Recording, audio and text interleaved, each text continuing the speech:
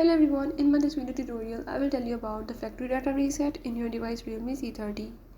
So if in this device Realme C30 you want to do the factory data reset, like you want to wipe up all the data from your device and you want to a factory reset your mobile, you can easily do this as I will tell you.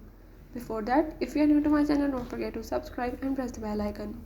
Follow the steps and watch complete video and you will learn about the factory data reset in your device. Let's watch it.